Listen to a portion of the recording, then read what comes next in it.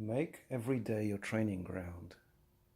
Can you give us a few ideas how we'd go about doing that? Yes, this is connected to the previous point about mindfulness. So, if you realize that you are alive in the moment, then you can accept all the lessons that come your way as necessary and make the most out of them. And obviously, training can involve different things. It can be the training for the mind and the training for the body, like exercising, for example. So, knowing that every day and every moment either takes you closer to your true essence and your true power, or takes you further away from it, you then can retain that mindful attitude, treat everything that comes your way as a tool that helps you become stronger, raising to every occasion, being always in tune with the flow of time. So adjusting yourself to the moment as it comes. This is your training ground, which is happening now. What does that mean, adjusting yourself to the flow of time? Even as you go through a day, you have different circumstances and different times of the day require, on the most mundane level, different times of the day require you performing different activities. So in the morning, let's say you make up your bed, and in the evening you make a dinner. So you know there is a certain order to things that is tied up to time.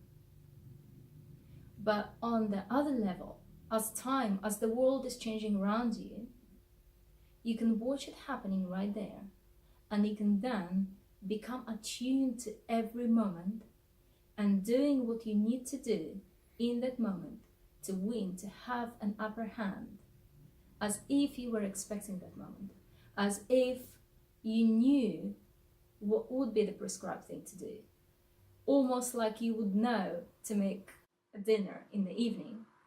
Same as something happens, and because you're mindful, because you're attuned to the moment, because you're making every opportunity, every problem to solve is your training ground, you're ready. So from that readiness comes a state of mind which is pre-prepared, and then you can deal with that situation the best you can. Why is it important for us to keep active and strong? It is very important. There is no strong mind without a strong body. How do you feel on a day when you exercise comparing to a day when you don't? Thank you. Stay silent about your mission. Why? Okay, let's try to hear your thoughts first, actually, on this one. Well, off the top of my head, if I were to explain my mission to a person in the street, they'd probably cross to the other side of the street. Run away screaming. Yes, correct. Yes, this rule is because of several things. So firstly, if you explain it to others, it implies that you want to be understood. And it also implies that, in a way, you are looking for reassurance or acceptance from those people you're talking to. And usually you won't get that because they won't understand, just as you said. And the path of a warring spirit quite often takes you very far away from the mundane realms most people are used to. And it's fine. But it's important to understand that your path is just yours, and it's for nobody else to understand. If you have fellow warriors going with you and you are sharing a common purpose, that's fantastic. But trying to explain it to the majority of people will most likely fail. So one thing is not to try and expect other people to understand. And another thing is about the ego, because talking about your mission has the potential of actually boosting your ego and making it grow bigger, because it depends on how you frame it, how you phrase it. You may want to see other people admiring you for what you do, which is not a good thing, because what do? is for you and not for anyone else to understand.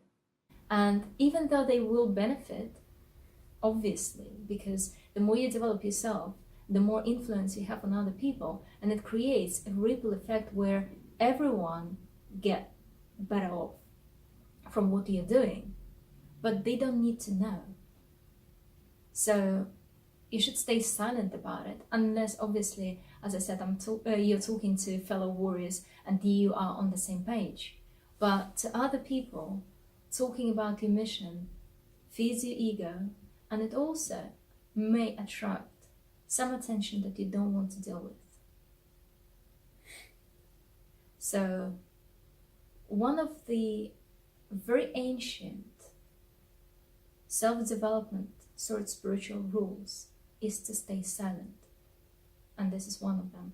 So you don't squander your power through speaking, you keep it to yourself, and you don't attract unwanted and unnecessary attention, and you don't try to validate your ego by seeing other people apparently admiring your power, your insights, and in general what you do. So I understand from what you say that it's important to go through life and avoid feeding your ego. Yes, it's really important to stay humble.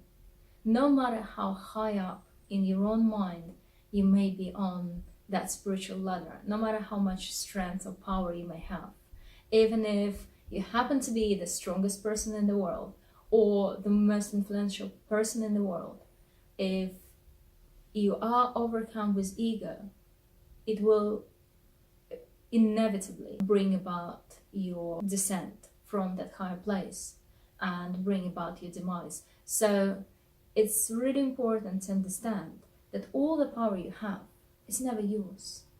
You're simply transmitting that power. You are a vehicle, a vessel for it.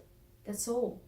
You're using that power as it flows through you to the benefit of this world. But it's not to your kudos. It's not something that you've earned, so to speak. It was there, given to you. So you can't really take credit for it. So therefore, there is no real place for pride and self-validation using that. Jane Tepley, thank you very much. Thank you too. Subscribe to our channel and check our website for more. Stay on your path and see you soon.